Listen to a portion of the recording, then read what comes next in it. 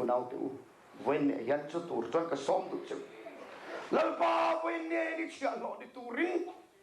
I boy ni turin ni ne na ka lo kir itiam u fo patlan bo bo kha e fani na ne na kir to lo kha kapa chia lo te zing mi pakhat angin la pom the I fa pa ka lo hoi akilo I chia lo pakhat ni turin ni ka lo kir le ni ma se la pa in chia lo kira kha puan thaber pe khop thaber sebong no thau sung bun thaber in lo thuam mai ni kha unau te u chu chu ni lo pan thuam che tu da a thaber li ni zakopang kachak na zong song min ti chiat sak lo chon zakop engeni isaka pathiana chon khongai nei lalpan kan ti ve tel lovin krista iswa min klin tirani amakin ROPUI lalpa to fakinom rose ma se abraham pathiana chuan lalpa ne na kan don to tharau mal som na kan lo don to te fani na tharau kan lo don to te nen lam kan isaka fapani na tharau kha mariat lana vuiyem alungaya halral ngai le si to na ve si venen lalpa fa ini na ROPUI ma se hei ka som du che lalpa fa pathian fa kan ni nei moriat lang I halral lu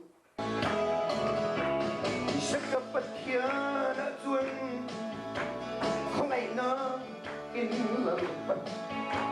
kan ti ve te lovin ab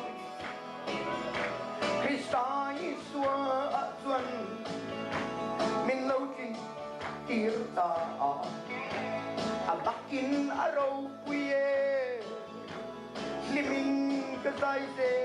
lang abraham pathian o isaka pathian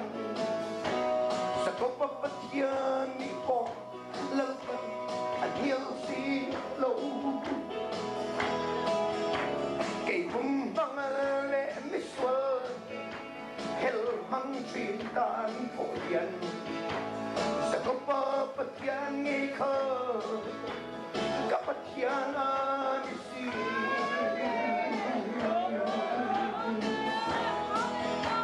Abraham pathian chuan lalpanen akaton malsom na song te ka isak ang ikaw halral ang ay leksi patyan intung chok na Jehovah Jireh katsanan amen Abraham patyan oh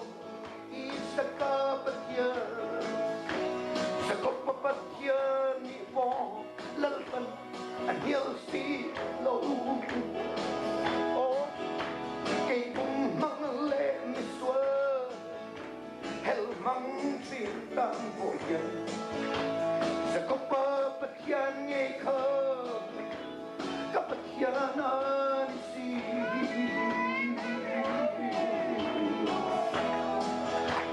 sakopatyan atwa katak na zong te di chiyat saka umin hallelujah lalpa chak na chawtu kalomang hiyam venan kake baita nun tam kaniti amen Abraham patya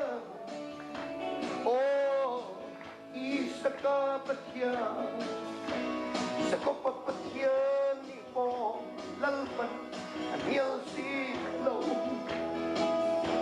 oh kay bumangale miswa hel mang cinta poya sekopa patyan ngaykan kapatyanan si lalpa tunayan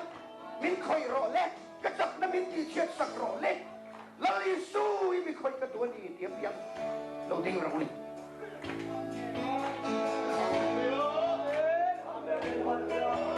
abro hama patya oh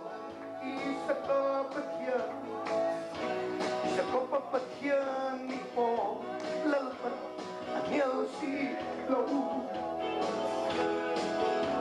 kay umangale miswa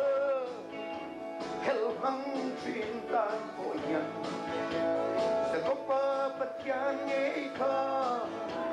kapatyanan si helmang cintan po yan sekopa patyan ngayka kapatyanan si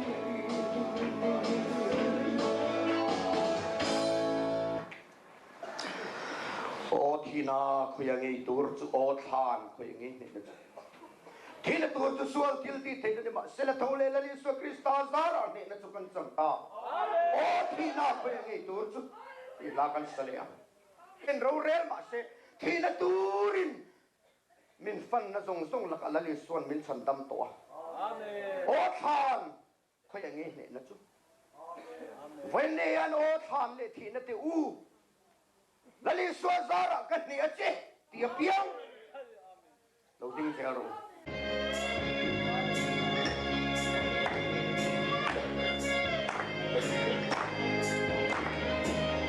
memang number di bawah untuk begini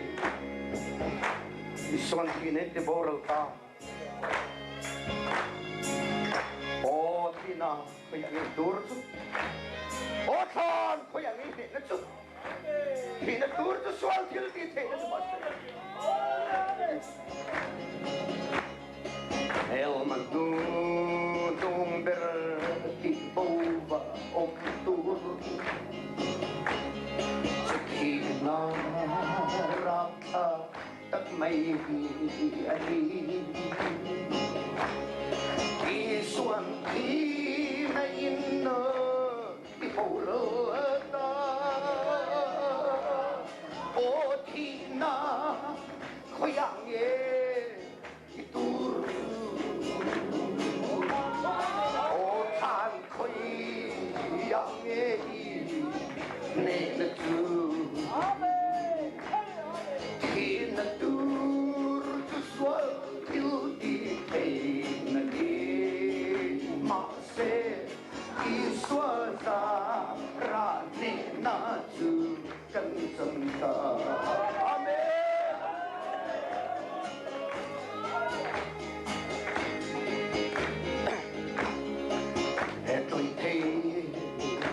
rồi thấy lâu na xin thì thấy hiang thì thấy lâu na xin Lalpa ni chuan kan thau le Lalpa ni chuan kan thau le amen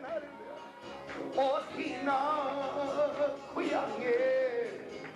tur su o than khuyange ne na tu he na tur tu swal til di na ni ma se ti swazara ne na tu kan chang ta ring tu ta thi na om ve to lo ring tu tan thi na om ve to lo lalpa chu bin nung pathian ani lalpa chu minung pathiana nisi amen ring tu tan thi na om ve to lo amen o thi na khoyang ye tu su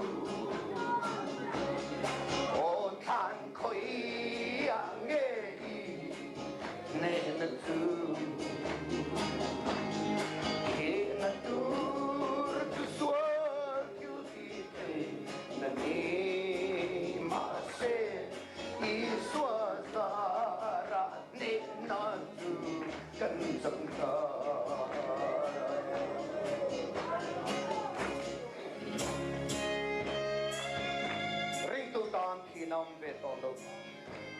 Lalpa kan pathian suminung te pathian ni sing. ROPUI lalpa tu pakai bose. Rintutan kinam betolo. Lalpa in takkan sekali. Dhanyawad.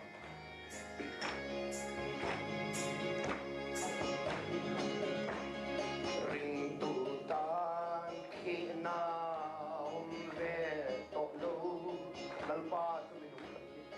Lalpa tu minum patiana isi. Amen.